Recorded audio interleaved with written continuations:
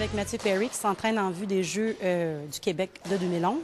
Mathieu, ça fait combien de temps que tu pratiques le badminton? Ça fait maintenant 3 ans pratiquement que je joue. Qu'est-ce qui t'a amené à choisir le badminton plutôt qu'un autre sport?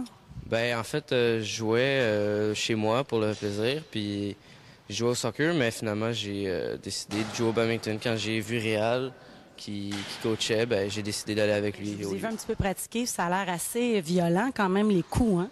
Ben c'est sûr que c'est pas violent physiquement le contact, mais c'est dur sur le corps, puis on bouge beaucoup, on se déplace, puis fait que c'est ça, ça revient que c'est très difficile quand même comme sport.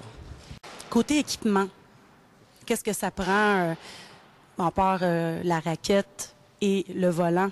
C'est pas mal tout ce que ça prend pour faire le badminton. C'est pas très dispendieux comme sport. Oui, ça dépend.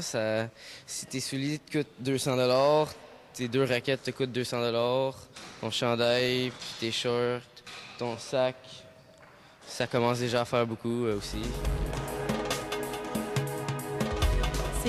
Ça ressemble à quoi un entraînement? L'entraînement, c'est difficile des fois c'est facile. Qu'est-ce que tu fais pendant un entraînement?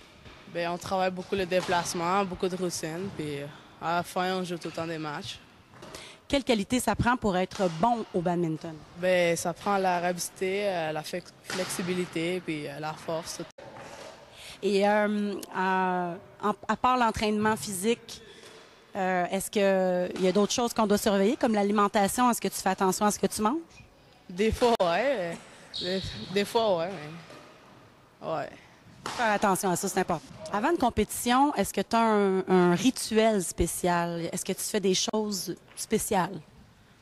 J'attache jamais mes souliers, je laisse comme ça. Puis, je pense que ça me porte bonheur, mais je fais ça tout le temps. Puis, je gagne des fois quand c'est ça, mais... Monsieur Labelle, vous avez déjà été entraîneur aux Jeux du Québec par le passé. Ce ne sera pas la première expérience en 2011. Non, effectivement. J'ai commencé à représenter le Sud-Ouest comme entraîneur en 91 avec les Jeux du Québec à Baie-Comeau, si je me rappelle bien. Ensuite de ça, j'ai fait 2 successifs, puis ça nous a amené à Granby en 95. Et à l'époque, j'étais l'entraîneur-chef du club badminton élite de Valleyfield. On avait 6 de nos athlètes. Puis on avait causé une surprise majeure en remportant la médaille d'or par équipe. Félicitations. Merci.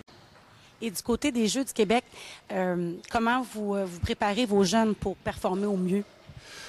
Écoutez, de ce côté-là, c'est un aspect d'équipe. Donc, c'est évident qu'on va emmener les gens à regarder quelles combinaisons qu'on peut faire durant cette semaine-là pour justement affronter les autres régions. Donc, c'est évident que j'ai 1 ou 2 spécialistes en simple, mais c'est évident que je vais le faire partager la tâche, là. Puis les autres, on va essayer de les emmener à être dans différentes combinaisons pour arriver aux meilleurs résultats possibles. Votre objectif pour votre club, aux Jeux, pour ceux qui vont participer, là, vous visez quoi? On veut aller dans les rondes des médailles. On a des joueurs qui sont capables d'aller dans les rondes des médailles. Là, donc, si on va chercher une médaille d'or, ça serait extraordinaire. Par contre, si on va chercher une médaille d'argent, une médaille de bronze, on va être fiers de ça aussi.